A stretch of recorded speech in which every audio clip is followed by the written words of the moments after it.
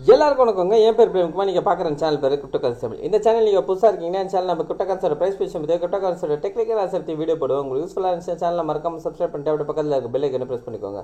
So வாங்க இப்போ வீடியோக்குள்ளே போகலாம். இப்போ நம்ம BTC USD லோட் பண்ணிக்கோங்க. டெய்லி டைம் வச்சுருக்கேன். ப்ரைஸ் கரெக்டாக பார்த்தீங்கன்னா $1,04,991 இருக்குங்க. ஸோ ப்ரைஸு என்ன பண்ணியிருக்கு அப்படின்றது நம்ம பார்ப்போங்க. ஸோ ஆல்ரெடி நான் சொல்லியிருந்தேன் ப்ரைஸ் வந்து நம்மளுக்கு வந்து இந்த இடத்துல ஒரு டிமாண்ட் ஏரியா இருக்குது அப்படின்னு நான் சொல்லியிருந்தேன். ஸோ அந்த டிமாண்ட் ஏரியாவோட ப்ரைஸ் ரேஞ்ச் என்ன அப்படின்னு பார்த்தீங்கன்னா கிட்டத்தட்ட 1,05,300லேருந்து 1,04,200 ஓகேங்களா. இதுதான் ப்ரைஸ் ரேஞ்ச் சரிங்களா.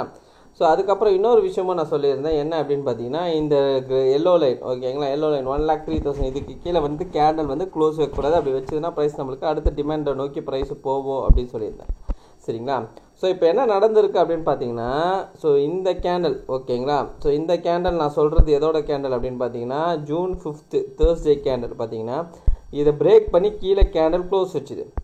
ஆனால் அதே ஸ்பீடில் என்ன ஆயிடுச்சுன்னா நேற்று கேண்டல் நம்மளுக்கு திரும்ப ரிக்கவரி மேலே வந்து திரும்ப இந்த டிமாண்ட் ஏரியாக்குள்ளேயே முடிஞ்சிருக்கு ஓகேங்களா. ஸோ இது எதோட ரிஃப்ளெக்ஷனாக நம்ம பார்க்கணும் அப்படின்னு பார்த்தீங்கன்னா வீக்லி கேண்டலோட ரிஃப்ளெக்ஷன். ஸோ வீக்லி கேண்டல் என்ன நடந்திருக்கு அப்படின்னு பார்த்தீங்கன்னா ஸோ வீக்லி கேண்டலில் கரெக்டாக இந்த கேண்டல் பாருங்கள். ஸோ இந்த கேண்டல் நான் சொல்கிறது பார்த்தீங்கன்னா 19th May ஓகேங்களா வீக்லியில் சரிங்களா. ஸோ இந்த கேண்டலோட ரேஞ்சு பாருங்கள் ஹை அண்ட் லோ அந்த ரேஞ்சுக்குள்ளே தான் போன வார கேண்டலும் ஃபார்ம் ஆகுது ஓகேங்களா. அப்போ என்ன ஆயிடுச்சு அப்படின்னு பார்த்தீங்கன்னா இது ஒரு மதர் கேண்டலாக ஆக்ட் ஆகிருக்கும். ஸோ அந்த கேண்டலுக்குள்ளே ஒரு இன்சைட் கேண்டல் ஃபார்ம் ஆகிருக்கு. அப்போனா என்ன அப்படின்னு பார்த்தீங்கன்னா இதுக்கு கீழே வந்து ஸ்டாப் லாஸ் சேர்ந்துருக்கும் சரிங்களா. ஸோ இவன் என்ன பண்ணியிருக்கான் அப்படின்றது நீங்கள் பாருங்களேன். ஸோ அதனால தான் வந்து நான் இன்றைக்கி வந்து வீடியோவில் நான் சொல்கிறேன் அப்படின்னு சொன்னேன். ஸோ இங்கே என்னென்னா போன வாரத்தோட லோக்கு கீழே இருக்க ஸ்டாப் லாஸு, அதுக்கு முந்தின வாரம் லோக்கு கீழே இருக்க ஸ்டாப் லாஸு, அதுக்கு முந்தின வாரம் லோக்கு கீழே இருக்க ஸ்டாப் லாஸ்ன்னு சொல்லி 3 வாரத்துக்கு கீழே இருக்க ஸ்டாப் லாஸை ஃபுல்லாக ஹண்ட் பண்ணிவிட்டு மேலே வந்துட்டான் சரிங்களா. ஸோ இப்போது என்ன அப்படின்னு பார்த்தீங்கன்னா இது என்ன அர்த்தம் அப்படின்னு பார்த்தீங்கன்னா நம்மளுக்கு ஸோ கீழே இருக்க ஸ்டாப் லாஸ் எல்லாம் ஹண்ட் பண்ணதுனால இப்போது அடுத்து வந்து இந்த ஹையை நோக்கி ப்ரைஸு மேலே போகிறதுக்கு சான்சஸ் அதிகமாகவே இருக்குது ஓகேங்களா. ஸோ அது மட்டும் இல்லாமல் மந்த்லி கேண்டல் பார்த்தீங்கன்னா ஸோ மந்த்லி கேண்டலில் நம்மளுக்கு வந்து அழகாக ஓப்பன் ஆகிட்டு கீழே வந்து விக்கும் ஃபார்மாக இப்போ வந்திருக்கு ஓகேங்களா.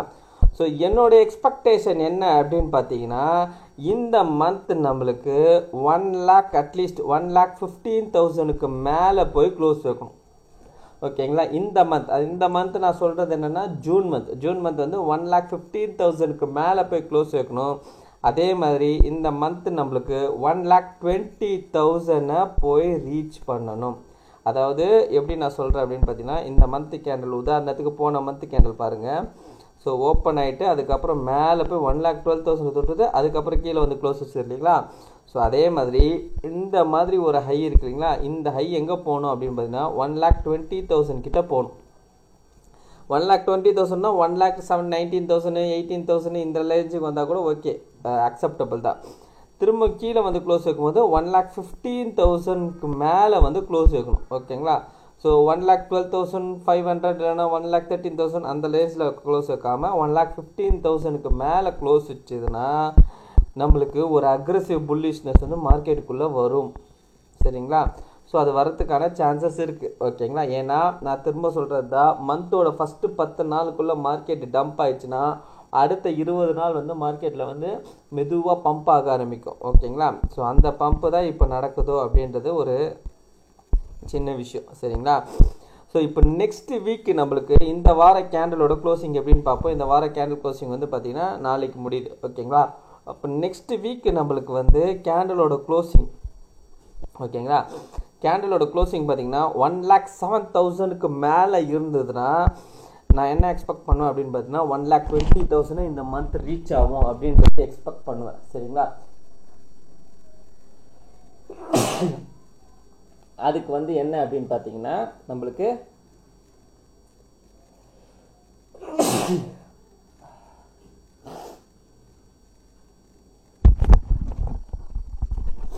ஓகே.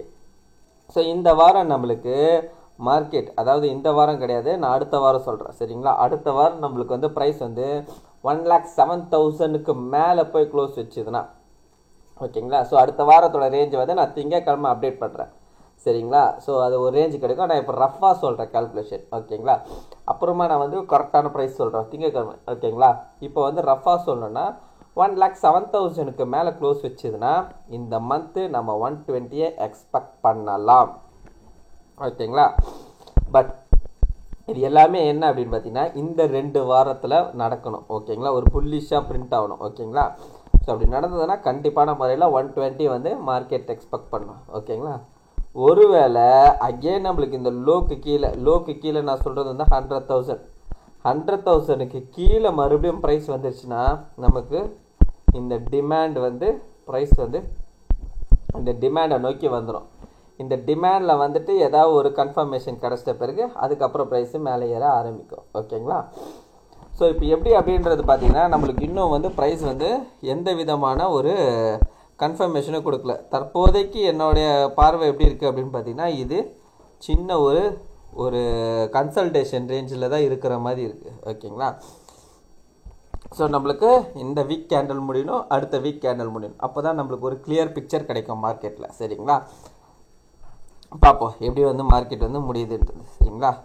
ஸோ கோல்டு கொஞ்சம் இருக்குதுங்க, அதனால தான் வந்து 2-3 நாளாக வீடியோ போட முடியல. ஸோ த்ரோட் பெயின் இருந்தது, அதனால தான் வந்து வீடியோ போட முடியல. ஸோ இப்போ கூட கொஞ்சம் லைட்டாக கோல்டு இருக்குது, ஸோ அதனால தான் கொஞ்சம் அப்படி இப்படி ஏதாவது ஒரு டிஸ்டர்பன்ஸ் இருக்குது, ஓகேங்களா.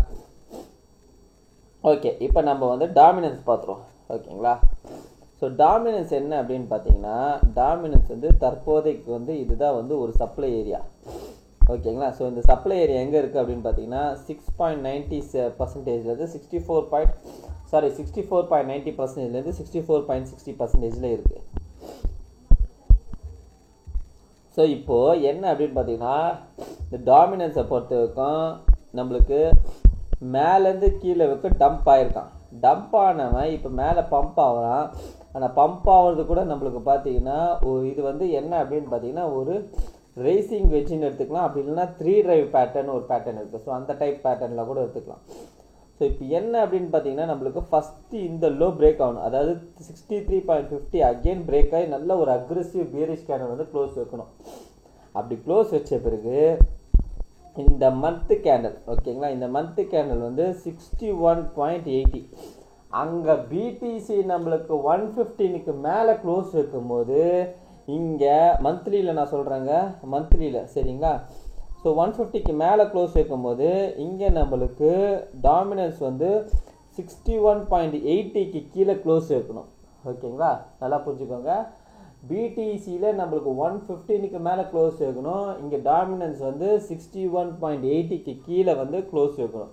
அப்படி க்ளோஸ் வச்சதுன்னா இது ரெண்டுமே சைமல்டேனியஸாக க்ளோஸ் வைக்கும்போது நம்மளுக்கு ஒரு அக்ரெசிவ் புல்லிஷ்னஸ் மார்க்கெட்டுக்குள்ளே வரும், ஓகேங்களா. எதுக்குள்ளே வரும் அப்படின்னு பார்த்தீங்கன்னா ஆல்ட் காயின்ஸ்குள்ளே வரும், ஓகேங்களா. ஒன்ஸ் இந்த ரேஞ்சை வந்து உடச்சி கீழே விழும்போது தான் நம்மளுக்கு ஆல்ட் காயின்ஸ்லாம் வந்து கொஞ்சம் பம்ப் நல்லாவே ஸ்டார்ட் பண்ணும், ஓகேங்களா. இப்போலாம் பார்த்தீங்கன்னா ரொம்ப ரொம்ப ரொம்ப சீப்பஸ்ட் ப்ரைஸில் நிற்குது. ஸோ அதுக்கப்புறம் தான் கொஞ்சம் கொஞ்சமாக வந்து பில்ட் ஆகும் மார்க்கெட்டு, சரிங்களா. ஸோ அதனால் வந்து நம்ம வெயிட் பண்ணி பார்ப்போம் என்னன்றது, சரிங்களா. ஸோ இத்தீரியம் பொறுத்த வரைக்கும் என்ன அப்படின்னு பார்த்தீங்கன்னா நம்மளுக்கு என்ன தான் கொஞ்சம் பிடிசி கொஞ்சம் அப்படி இப்படி இருந்தாலும் இத்தீரியம் ஓரளவுக்கு ஸ்ட்ராங்காகவே நிற்கிறான், சரிங்களா. ஸோ இத்தீரியம் என்ன பொறுத்த வரைக்கும் பார்த்தீங்கன்னா கூடிய விரைவில் வந்து 3500 வரைக்கும் போகிறதுக்கான சான்சஸ் அதிகமாகவே இருக்குது. ஏன்னா இத்தீரியமோட பொட்டென்ஷியல் அந்த மாதிரி தான் இருக்குது, சரிங்களா. இவன் வந்து என்ன தான் மார்க்கெட்டில் கொஞ்சம் இது பண்ணாலும் இவன் கன்சல்டேஷனில் தான் நிற்கிறானே ஒழிய கொஞ்சம் கீழே இறங்க மாட்டேங்கிறான். ஸோ கீழே இறங்கினா என்ன ஆகும்னு பார்த்தீங்கன்னா நிறைய பேர் பையிங்க்கு வந்து காத்துன்னு இருக்காங்க, ஓகேங்களா. அதே மாதிரி தான் பிடிசிக்கும். ஸோ நான் அதனால தான் வந்து பிடிசியில் கொஞ்சம் புல்லிஷாக தான் இருக்குது. பிடிசி இந்த இடத்துல பார்த்தீங்கன்னா $98,000 இந்த இடத்துல வந்தாங்கன்னா பயங்கரமான பையிங்க்கு வந்து நிறைய பேர் காத்துருக்காங்க. அப்போ என்ன ஆகும் மார்க்கெட்டில் பார்த்தீங்கன்னா இந்த ரேஞ்சுக்குள்ளே வரும்போது ட்ராப்புன்னு அதிகமாக நடக்கிறதுக்கான சான்சஸ் இருக்கும். அதனால் என்னை பொறுத்த வரைக்கும் என்னோட வியூ என்ன அப்படின்னு பார்த்தீங்கன்னா இந்த ரேஞ்சுக்குள்ளே வரக்கூடாது. அப்படி வந்தான்னா ஒரு ட்ராப் நடக்கணும், அப்படியும் இல்லைன்னா சும்மா அப்படி வந்துட்டு டக்குன்னு போயிடணும் மேலே, ஓகேங்களா. அதனால் வந்து நம்ம பார்க்கணும் எப்படின்றது. ஸோ வந்து டக்குன்னு போய்டும் அப்படின்னு நான் சொல்கிறது பார்த்தீங்கன்னா விக்கு மட்டும் அஸ்ட்டு கூட போகிறதுக்கு சான்சஸ் இருக்குது, சரிங்களா. ஸோ அப்படி விக்கு மட்டும் அஸ்ட்டு கூட நல்ல ஒரு அக்ரெசிவ் புஷ் கொடுத்தாங்கன்னா மார்க்கெட்டில் வந்து செம பம்பு கொடுக்கும் மார்க்கெட்டில், ஓகேங்களா. ஸோ வெயிட் பண்ணி பார்ப்போம் என்னன்றது, சரிங்களா. ஸோ இத்தீரியம் பார்த்தீங்கன்னா இருங்க இத்தீரியம் பற்றி சொல்லிடுறேன்.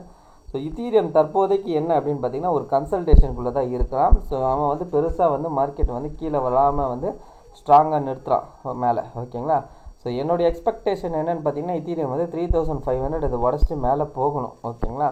ஸோ ஒரு புல்லிஷ் வியூவில் தான் இருக்கான். ஸோ இங்கே பார்த்தீங்கன்னா தெரியும் ஒரு பம்ப்பு ஒரு கன்சல்டேட்டு, நல்ல பம்ப்பு கன்சல்டேட்டு, அகெயின் நான் வந்து பம்ப்பு தான் எக்ஸ்பெக்ட் பண்ணுறேன். ஓகேங்களா. ஸோ வெயிட் பண்ணி பார்க்கணும் என்னன்றது. சரிங்களா. ரைட். ஓகே. இந்த வீடியோ பிடிச்சிருந்தா இந்த வீடியோக்கு லைக் போட்டுருங்க. அப்படியே கமெண்ட் பாக்ஸில் கமெண்ட் பண்ணிவிடுங்க. உங்கள் ஃப்ரெண்ட்ஸ் அண்ட் ஃபேமிலிஸ்க்கு ஷேர் பண்ணி விட்டுடுங்க.